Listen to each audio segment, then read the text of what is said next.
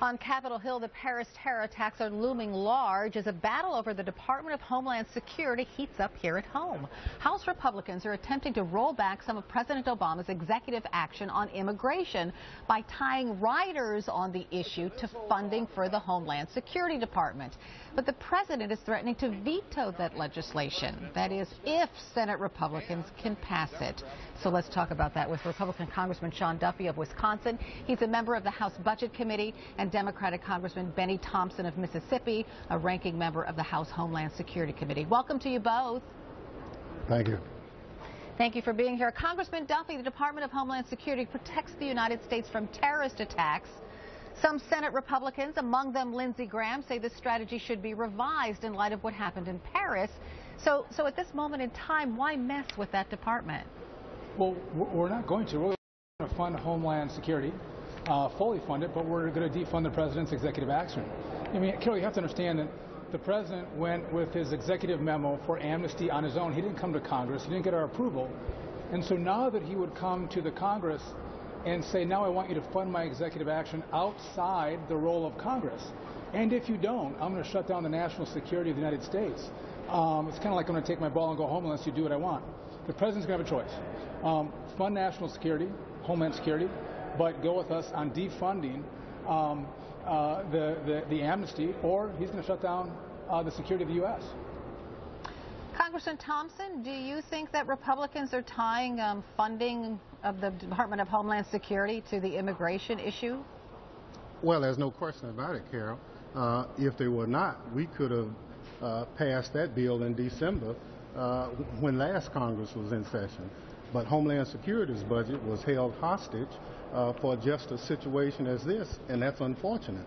Historically, we've had a very bipartisan committee, and now this effort to put a poison pill amendments to the Homeland Security bill makes it really difficult for people to support it.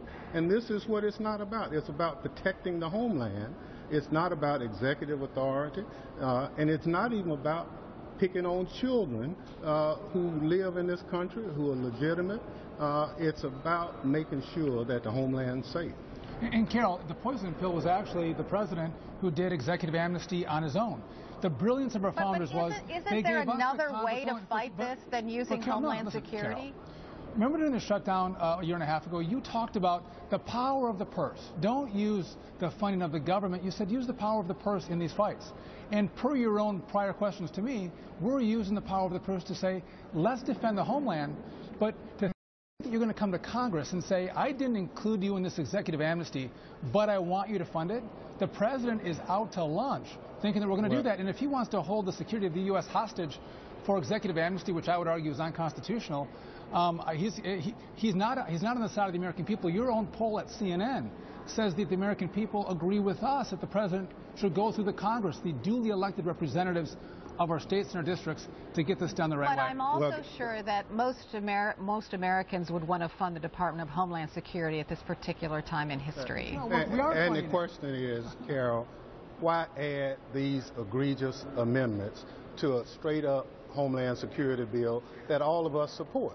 If you want to do immigration reform, let's bring it in a freestanding manner, and I'm prepared, like other members of Congress, to debate it. There's no question the president has executive authority to do what he's done. Ronald Reagan has done it. Both Bush presidents, all presidents have the authority to issue these executive amendments. So clearly, but see, you're saying that now I can understand why Congressman Duffy wants to use the power of the purse, because you have no intention of changing your mind. Oh, no, it's not changing your mind. It's just the president has the authority to do what he did. Now, if you disagree with it, then pass a bill, freestanding bill, that doesn't have the riders on it. But, Carol, if I was to buy into that argument that the president has the authority, which I don't, but if I did, I would tell you that we in the Congress have the authority, the power of the purse, how we spend the money. And to be clear, we are funding Homeland Security. That will be funded, but we're not going to fund the president's executive action, which is our authority to do so, because we do have that power from our founders. Well, you're funding it different I want to ask you both. I'd like to ask you both. I'd like to ask you both about something else that's come up. I know. I'm glad you're standing together. It makes me feel good. I'd like to turn your attention to some that's become kind of a controversy. The White House is refusing to call what happened in Paris an act of Islamic extremism. Listen to Josh Earnest. We have not chosen to use that label because it doesn't seem to accurately describe what had happened. We also don't want to be in a situation where we are legitimizing what we consider to be a completely illegitimate justification for this violence, this act of terrorism. Congressman Duffy, do you agree with Josh Earnest? As you can imagine, I don't. I think we should be honest with our language and truthful with our language and call things for what they are. This is Islamic terrorism. And it's radical Islamic terrorism. And I think to separate the radicals from the good Muslims who don't agree in this kind of violence, I think is really important. But again, these aren't Buddhist terrorists. They're not Christian terrorists. They're not secular terrorists. These truly are Muslims who are engaged in this kind of behavior. And I think we should call it for what it is, Carol. Congressman Thompson, why not call it for what it is? Well, it is an act of terrorism, and I don't want to get into the splitting of the hair. What these men did in France is unconscionable.